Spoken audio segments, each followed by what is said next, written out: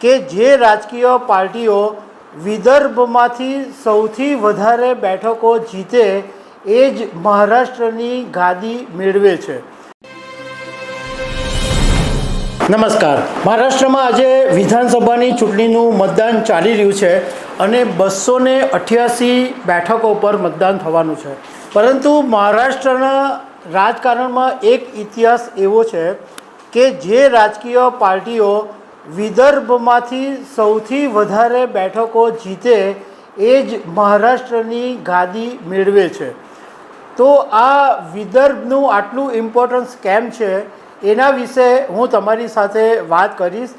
મારું નામ રાજેશ શાહ છે અને તમે જોઈ રહ્યા છો ગુજરાતના સૌથી મોટા ડિજિટલ ન્યૂઝ પ્લેટફોર્મ ખબર છે.com ને। મહારાષ્ટ્રની અંદર વિદર્ભ એક પેટા પ્રદેશ છે અને વિદર્ભની અંદર 11 જિલ્લાની અંદર ટોટલ 62 બેઠકો છે અને અત્યાર સુધીનો ઇતિહાસ એવું કહે છે કે મહારાષ્ટ્રની અંદર આ 62 બેઠકોમાંથી જે પાર્ટી સૌથી વધારે બેઠક જીતે છે એ મહારાષ્ટ્રની સત્તા મેળવે છે। એક જમાનો એવો હતો કે જ્યારે આ વિદર્ભ હતું એ કોંગ્રેસનો ગઢ ગણાતું હતું, પરંતુ 1990 પછી એટલે 1990નું જે દશક હતું એ જમાનાની અંદર ભાજપે વિદર્ભની અંદર એન્ટ્રી કરી અને ભાજપે પોતાના પહેલા મુખ્યમંત્રી તરીકે દેવેન્દ્ર ફડણવીસને બનાવ્યા। 2014થી 2019 સુધી દેવેન્દ્ર ફડણવીસ મહારાષ્ટ્રના મુખ્યમંત્રી રહ્યા અને વિદર્ભની અંદર RSSનું હેડક્વાર્ટર નાગપુરની અંદર આવેલું છે।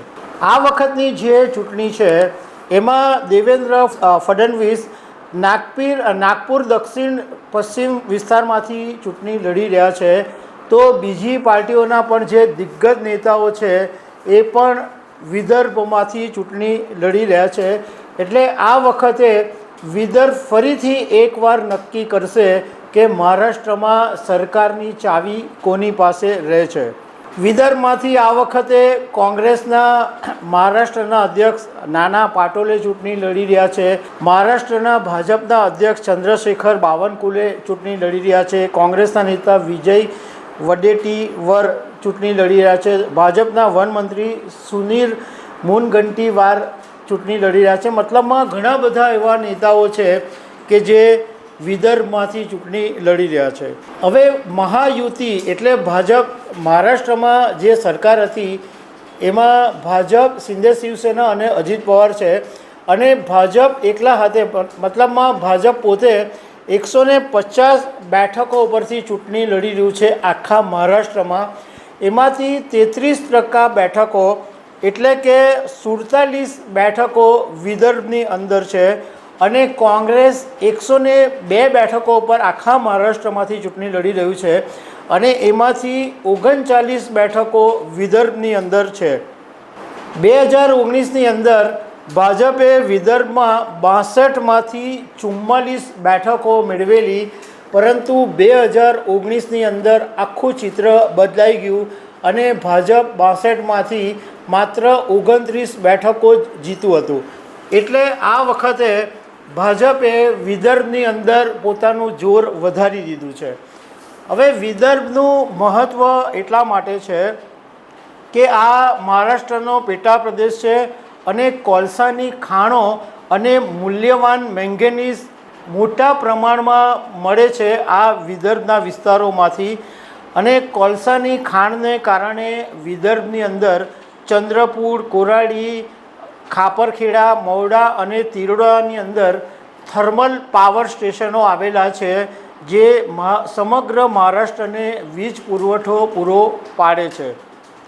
આ ઉપરાંત વિદર્ભનો જે વિસ્તાર છે એ વન સંપત્તિ માટે પણ જાણીતો છે। મોટાભાગની જે મહારાષ્ટ્રની વન સંપત્તિ છે એ વિદર્ભની અંદર છે।